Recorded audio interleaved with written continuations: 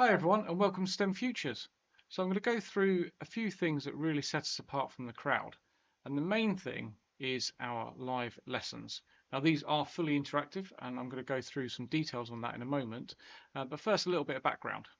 So you'll hopefully have gone through the website, seen the advert, read a little bit on our bios, and we sort of hope to make it clear there that we are expert teachers. We've been teaching for a large number of years. It has meant we have taught through the pandemic, before the pandemic.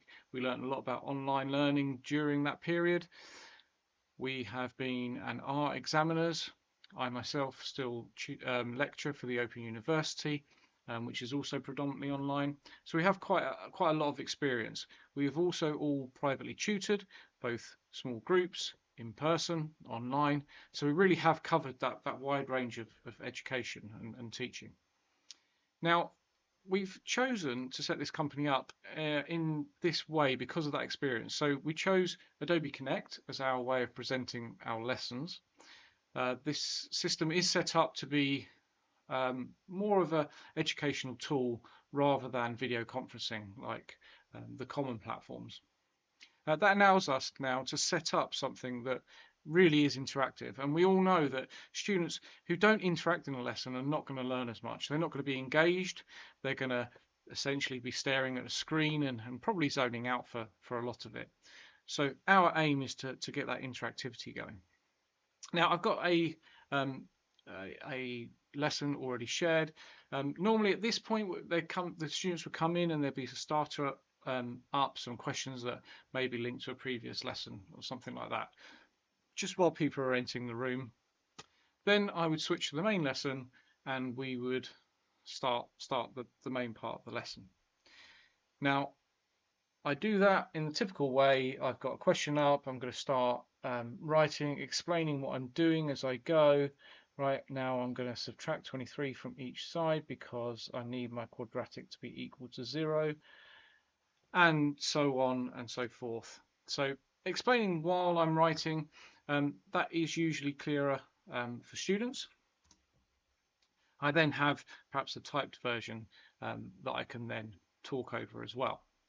Now at this point what I want to know if this is enough for the student. Is this example been enough for them to understand this topic?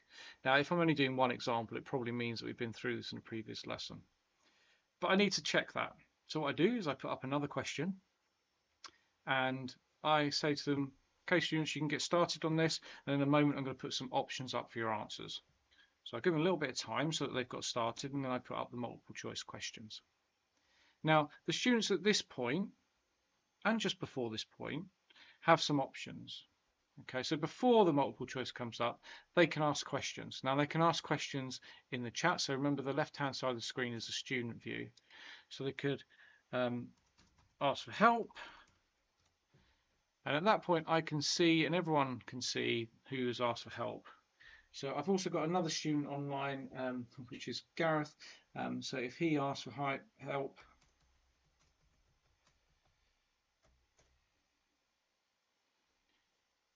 okay, again, you can see that the student can see that that's Gareth asking for help. So that's a little bit nerve-wracking, particularly to begin with.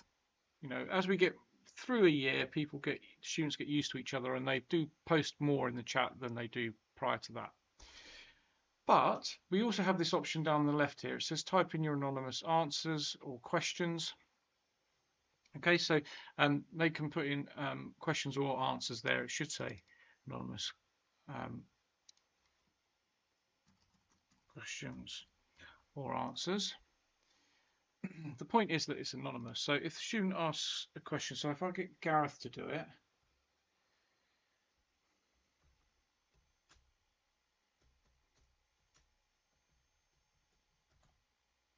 and if the student is asking this, you know that you've really not done a great job. So what is a quadratic? And I can see that here. I can see that question. I can't see who it's come from. I can look at that if I really want to, but I don't tend to do that. But if we look at the student view, the student can't see there's even been a question asked. Okay, now that is completely different to the classroom. In the classroom, the student has to put their hand up. Even if the teacher is walking around, they still have to verbally answer that question, and others can overhear. In this case, that's not it. Okay, so that is a truly anonymous way of asking the teacher a question. Okay, then if we do move on to the multiple choice part. Okay, so we've got this. Students will select answers. Depending on how many in the room will depend on how many answers we get. Now, you can see on mine that 2 people have answered. Okay, A, B, and C. Now, if I make it 3, because one of them's mine, I can see that 3 people have answered 3 different options. Students can't see that at the moment. Now, with a low number of students, we don't broadcast the results because it becomes obvious who has answered what because there's a low number of students. But if there's like 15 students, we may well broadcast the results so students can see them. The students then may want to change their answer, which we may allow. Okay, I can allow that or not. Allowing it, again, it gives the student, well, they have another think about the question and think, oh yeah, actually that is the answer, and it gives them a chance to do that. Again, it's keeping up the interactivity. They've got a reason to be focusing on the question. So they've got that. They've got those. Now, that's part of the interactivity, but what's important about that is then I tailor the lesson. I tailor the lesson to the students' questions. Okay, so the students that arrive live are getting that. They're getting that tailored experience. So now I'm looking at, I'm thinking, right, so initially everyone was choosing different answers. Now I put the poll, broadcast it, more people have gone for C. The correct answer is actually C. But that kind of shows people are not fully understanding, or there's only one person that may understand. So what I would do then, I would then re-explain this question. I'd go through it like I did before, maybe emphasizing certain points a bit more, depending on which of the incorrect answers are most popular. Okay, at that point, I'm going to think to myself, well, they weren't very solid. Should I give them some questions to do and really get that practice going? Whilst also putting up something that's a little bit more challenging for the students that were fine. Okay, so I could make that decision. Had the students got it, all of them got it right, I would have very quickly put the answer up, and then I may move on to the next step up. Okay, so that's one way that I can tailor the lesson. So I can skip over parts depending on how well the class is doing and what they do and don't know. I can re-explain when needed. I can answer anonymous questions, just answering them. I don't need to say who has asked the question or even that I am answering a question. I could just answer that and not point it out. So students, they get that anonymous way of asking questions that they don't get in the classroom. Okay, another part of the interactivity is them asking me to speed up, to say I'm just right or slow down. I would have this up whenever I don't have a poll up. Okay, so students are free to tell me to speed up or slow down. They can say it's just right. Again, that tailors it to them. It is, as a teacher, we feed off that interactivity in the classroom. So this is how we're going to get it online. Again, you will notice other people offering this stuff through things like YouTube, which, the main interactivity there is just the chat feature. For us, the chat feature is great. It works. But the main thing is this fact that they get to ask anonymous questions. They get to tell me to speed up or slow down. They get to select options from multiple choice questions so that I can tailor the lesson specifically to them. We also sometimes may be discussing some questions and the student wants to write something on the screen. So I switch to this screen where they've still got the anonymous questions at the top where they can ask questions. They have got the chat still there.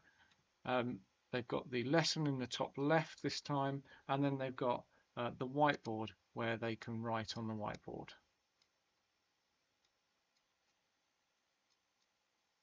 Okay, so I can see that. Everyone can see that. They can't necessarily see who has written it though. I can if I need to. Again, but I won't do that. But some students may find it easier to ask questions in that way to explain what they're saying. Okay, so there's that additional level of interaction which comes from if they attend live. Now this is all recorded, these lessons, so if you have signed up, you'll still get access to them. There are 3 lessons a week. It can be difficult to meet all of them. If you don't, it's not all lost. You've still got the recording. If you turn up live, then it's more likely to be, really tailored for you. But when we do record it, these are anonymized. So the attendees, that's anonymized. It will just have user 123. The chat will just say user 123. There will be no way of telling which students attended to someone just watching the video. We have data about attendance and interactions, so we can offer that as an email generator, so you can see if your young one has interacted as they said they have. Okay, please do ask us questions. This has been quite a long video. I haven't shown everything that we can do, but I've shown some of the main points. Please just email us, contact us. The details are on the website, and I hope you have a great day or evening.